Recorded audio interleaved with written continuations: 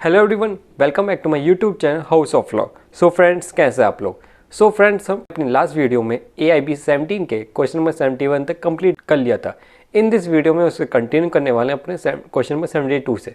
चलिए हम अपनी वीडियो स्टार्ट करते हैं। Any police officer making an investigation under section 160 of CRPC cannot require the attendance of a male at a place other than the place of his residence who is। देखिए simple सी बात है, section लिख दिया, subject का नाम भी लिख दिया, वहाँ पर आपको इजीली आंसर मिल जाएगा सब्जेक्ट का, इस क्वेश्चन का। ठीक है, इसका right answer option C, under the age of 15 years and above the age of 65 years. Next question देखिए, if someone lies before the court on affidavit how it can be tackled by the advocate. कैसे उसको solve करेंगे? ठीक है, इसका right answer option A, perjury application can be filed. Next question देखिए, proclamation for person absconding shall be published as follows. ठीक है, ये क्वेश्चन पूछा गया आपके सेक्शन 82 ऑफ CRPC से। इसका राइट आंसर आपको सेक्शन 82 में मिल जाएगा। इसका right answer option D, all first, second, third, fourth are correct. Next question देखिए, in a summons 12 case instituted on a complaint wherein the summons has been issued to the accused, the non-appearance or death of the complainant shall entail।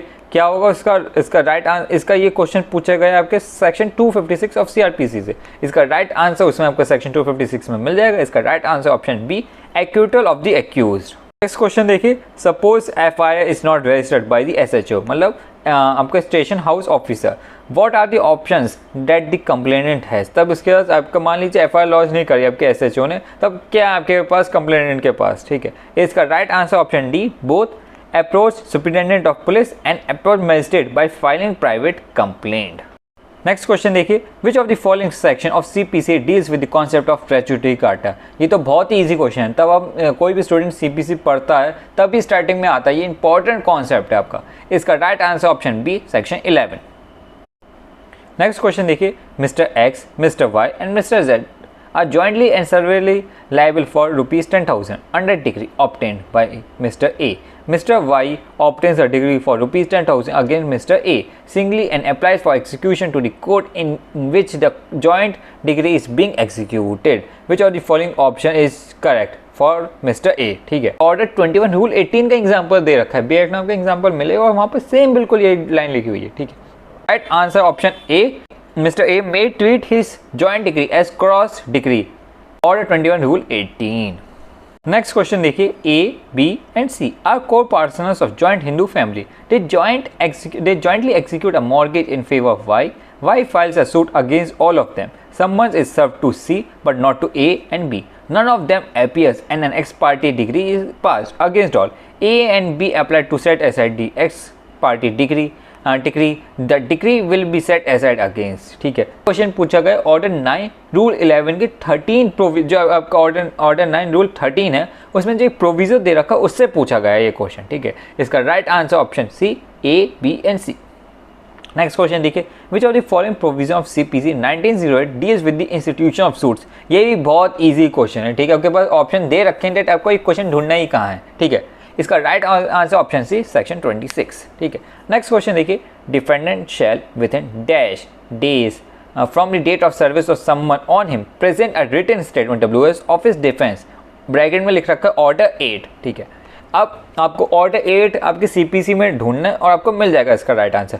Order 8 के rule 1 में ही दे रखा है इसका right answer. इसका right answer option B, 30 days. Question देखिए, which of the following statement is incorrect. कौन से जो आपके ये ऐसे ऑप्शन देख रखे हैं इनमें से कौन सा गलत है? ठीक है, क्या पहला ऑप्शन गलत है, B गलत है, C गलत है कि D गलत है? ठीक है, ये क्वेश्चन पूछा गया आपके सेक्शन 96 और सेक्शन 100 ऑफ CPC में। इसका आंसर आपको इन दोनों सेक्शंस में मिल जाएगा। इसका right answer option C, second appeal can be on question of fact और लॉ ऑफ बोथ। ये गलत है आपका। ठीक है, नेक्स्ट क्वेश्चन देखिए, which order of CPC deals with temporary injunction and interlocutory injunction। ठीक है, अब आपके पास ऑर्डर दे ही रखे हैं, कौन चार ऑप्शन दे रखे हैं, चारों में आप ढूंढिएगा और आपको मिल जाएगा इसका राइट आंसर ऑप्शन। इसका right answer option B, order 39। Next question देखिए, A is a tradesman in Ahmedabad. B carries on business in Delhi. B buys agent in Ahmedabad, buys goods of A and requests A to deliver them to the Western Roadways Transport Company. A delivers the goods accordingly in Ahmedabad. A may sue B for the price of the goods. अब कहाँ वो सू कर सकता है, ठीक है। तो इसका राइट आंसर ऑप्शन सी है, इन आइदर अहमदाबाद और इन दिल्ली और दिल्ली। नेक्स्ट क्वेश्चन देखिए, the doctrine of res gestae has been discussed in which section of the evidence act. ये भी बहुत आसान क्वेश्चन है, मैं कह सकता हूँ, मे भी हो सकता है थोड़ा सा ट्रिकी हो अगर जिसने एविडेंस एक्ट नहीं पढ़ रखा हो, ठीक है। तो right answer option B section 6, ठीक है। नेक्स्ट क्वेश्चन देखिए, when the liability of a person who is one of the parties to the suit depends upon the liability of a stranger to the suit, then an admission by the stranger in respect of his liability shall be an admission on the part of that person who is a party to the suit. It has been so provided under which section of Indian Evidence Act 1872।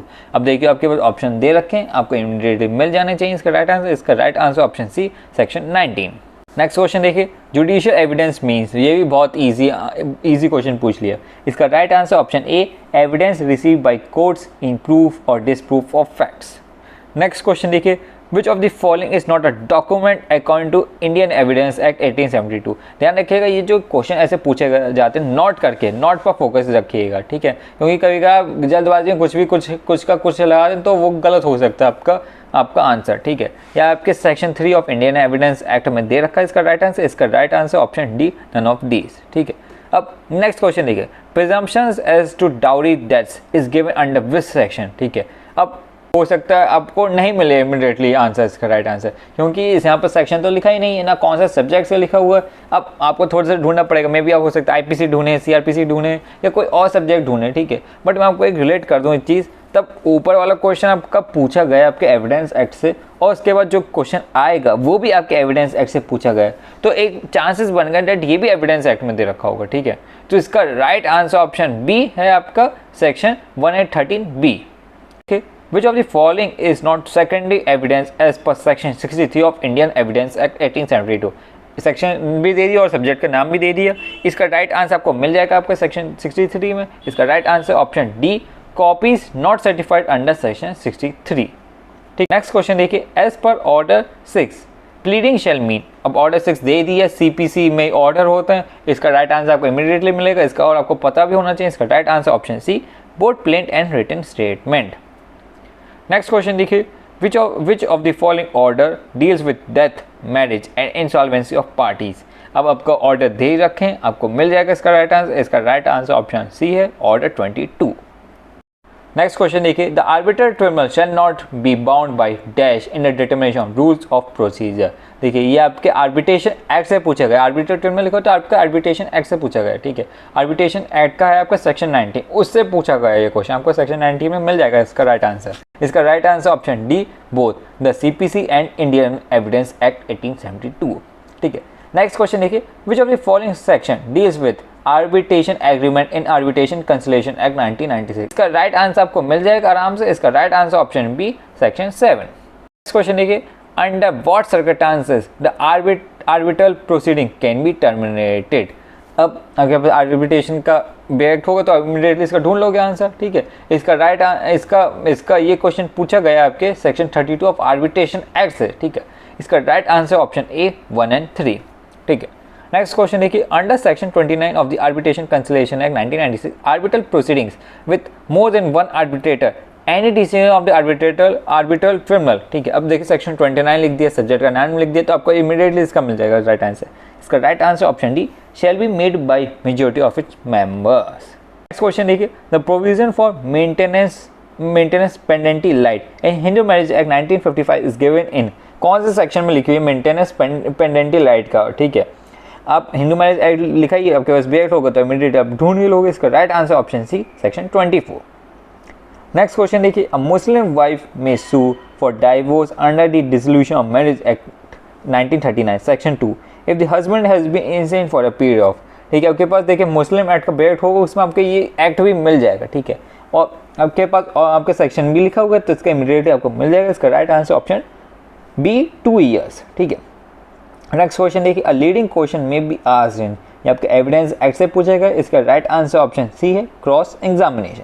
अब आपका आता है last question 100, excess judicial confession means. अब excess judicial confession कब होता है, ठीक है। देखिए इसका ये आपका क्वेश्चन पूछा गया आपके एविडेंस एक्ट से। इसका राइट आंसर आपको इमीडिएटली, मुझे लगता है आपको जनरली आप चेक कर लोगे, मतलब जनरली ढूंढ लोगे इसका राइट आंसर। इसका right answer option A, confessions made either to police और पर्सन अदर देन जजेस और मजिस्ट्रेट। जज और मजिस्ट्रेट के अलावा जो भी लेता है वो आपका होता है एक्स्ट्रा जुडिशियल कन्फेशन, ठीक है। अगर आप जज और मजिस्ट्रेट के सामने लेते हो तो वो होता है जुडिशियल कन्फेशन, ठीक है ना। इसके साथ हमारा AIB 17 का क्वेश्चन पेपर कंप्लीट होता है। देखिए इसके साथ साथ मैंने AIB जो आपका 15 टाइम हुआ था उसके क्वेश्चंस भी मैंने सॉल्व कर चुका हूँ और उसका मैंने लिंक डिस्क्रिप्शन बॉक्स और मैंने लास्ट में डाल दिया है। आप उन क्वेश्चंस को भी देखिएगा अपने ऐसा प्रैक्टिस करने के लिए। अगर आपको ये वीडियो पसंद आती है तो प्लीज वीडियो को लाइक कीजिएगा, प्लीज इस चैनल को सब्सक्राइब कीजिएगा और प्लीज इस वीडियो को ज्यादा से ज्यादा अपने फ्रेंड्स के साथ शेयर कीजिएगा जो भी AIB 18 एग्जाम देने वाले हैं।